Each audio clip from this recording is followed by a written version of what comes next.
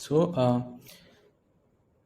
now we're going to create a section here where you can see sections and task and name of the project. So yeah, let's start with this. I'm going to keep it as the heading of the project which you have selected here. Then you will have one repeating group as the sections. Okay, so this will populate the list of sections, and inside every section we are going to need a. So first of all, I'm just going to load it down to 2, so we'll have more space to work on. Essentially, we'll be going down to even 1, so it will automatically populate the rest of the things. And we're going to have repeating group inside it, and we're just going to have it 1 and reduce its height to 100 for now, so that I can control it.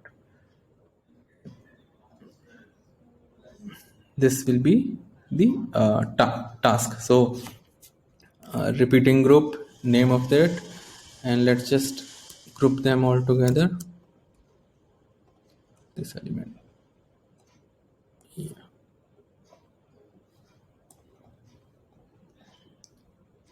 So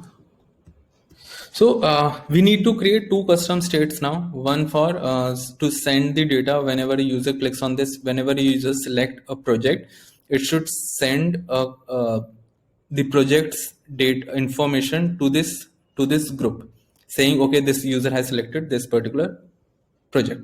So for that we are going to create 2 states, one for this and one for this to capture the project information, and one for this to capture the which project is selected, so that we can also turn it into a selected state. So we are going to either change a color of it or either going to change a background color of it. So for now we are going to create a custom state for this repeating group, which is the project repeating group. So we are going to click on this I button, which is element inspector. This is not an information small button. This is the element inspector. So we're going to create a custom state which will be selected state, and type of is yes or no. So we're going to say is this selected or not. So whenever you're going to change the value of it, we're going to say okay, this is selected, and by default the value should be no. And on the other hand, for this group we are going to create another custom state stating selected project, and this will be the project, so that it knows which project is selected in this repetitive group. So once this is done, we are going to create a workflow. So whenever user clicks on it, it should trigger a workflow changing its custom state and adding the project value in this custom state. So let's start a workflow. Okay, so we're going to click set a state. Which one? Repeating group projects custom state is selected, and we're going to say yes. Perfect. And we're going to add another state to set a state to. Okay, so for now we just need to rename this. So this will be a selected project, sorry, list view, selected view. We're just going to name it list view for now. All right, so for this one, the next action would be set a state to list view selected project equals to current cell project. So we are saying the value of the current cell project should be sent to the selected project as a custom field in the list view. So once this is done, so now since this group has the value of the project, so now we are going to set all the field related to those projects. So first of all, this should be the name of parent group thing.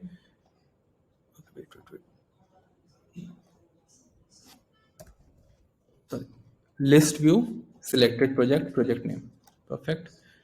And inside this one, this should this is a section, but what we are going to say is show me all the section which are part of this project. So we're going to do a search for stating show all the section where section project equals to list view selected project. Perfect. And inside this should be task. So first of all, I'm going to just bring it down a little bit so that I can add a name in it.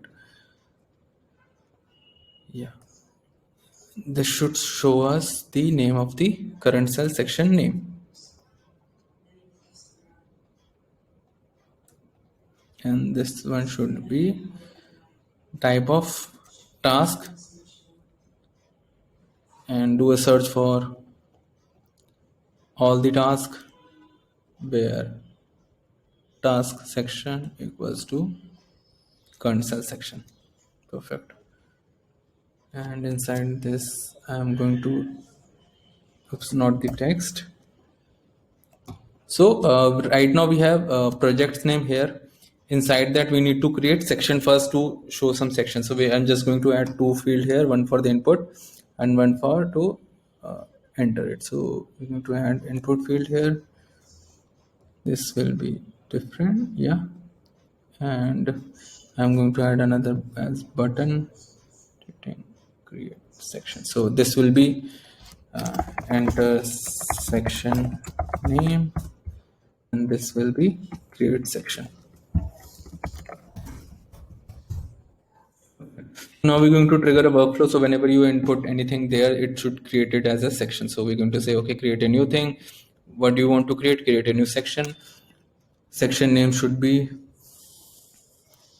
input enter section names value.